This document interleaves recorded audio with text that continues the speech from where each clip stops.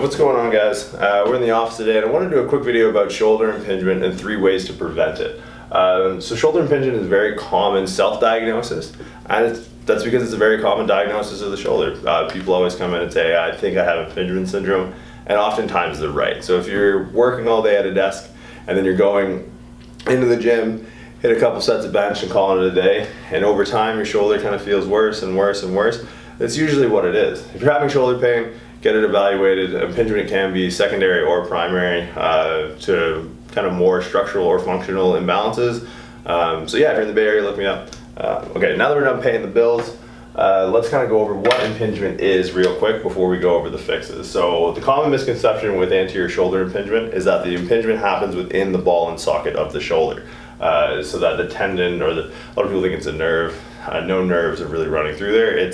What happens is it's usually a tendon of a rotator cuff, most commonly the supraspinatus, just because of its most superior insertion point on the humeral head. So we have sort of this golf ball in a T orientation of our shoulder. It doesn't have that real depth of encapsulation like our hip does, but that allows us for this free movement to happen. So we're taking a look here. This is my right shoulder blade as it faces you. So sort of the ventral surface of my right shoulder blade. So take away the pec, take away the rib cage, and then that's what you're left with. So humerus here, coracoid process, and acromion.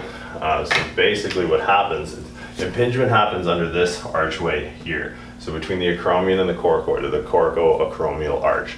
And basically, the most common form of anterior impingement comes from your supraspinatus. So your supraspinatus is a muscle that runs deep to your upper trap on the dorsal surface of your scapula, and it's one of our smallest rotator cuff muscles, primarily acts in the initiating 30 degrees abduction of the shoulder.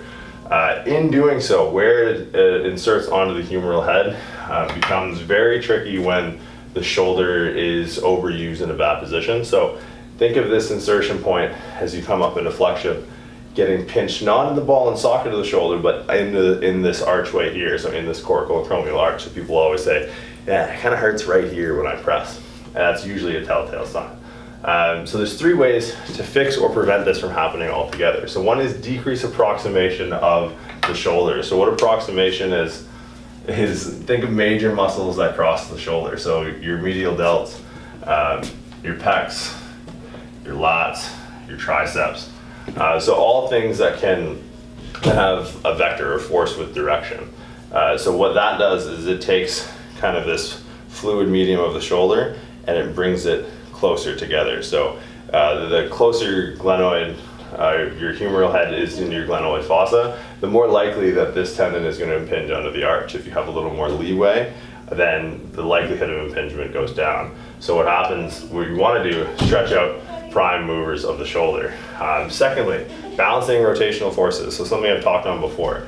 So if we think of where this supraspinatus inserts, now if we externally rotate this humerus this way, this tendinous insertion goes this way as well. So if we're over here, now we're free and clear of the arch when we come into flexion. But a lot of people internally rotate it all day and then they go load internal rotation. So balancing that rotational force can help decrease the likelihood or decrease the symptoms of anterior impingement. Last is a big one, and last pertains to posture. So scapular tilting is a big thing. People always talk about I need to retract, I need to keep my shoulder blades together. And that's only half the battle, because the scapula sort of has this instantaneous axis where it doesn't just protract and retract, it protracts and elevates and retracts and depresses. So posture, as it pertains to impingement syndrome, isn't just about retracting, it's about retracting and depressing the shoulder blade. So going from here all day to not just retracted, but retracted and depressed.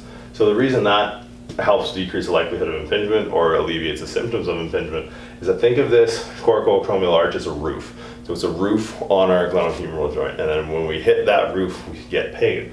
So what protraction does is it closes that roof down. So protraction and elevation closes this roof, so we're more likely to get pain under that little archway or under that roof. But retraction and depression kind of opens that archway up, allowing for freer motion of the shoulder blade. That's why some people say when they'll have pain, but if they retract their shoulder blades and depress them, the pain will go away. That's a telltale sign of impingement. because what's happening is you're taking this archway and you're opening it up, allowing for those tendons to move freely without any sort of imbrication with the bone or the archway. So those are 3 things I want you to focus on in training and in posture throughout the day. So keeping externally rotated shoulders, depressed scapula, and then stretching out the prime movers of the shoulder. So give that a try, let me know how it goes, and we'll see you next time.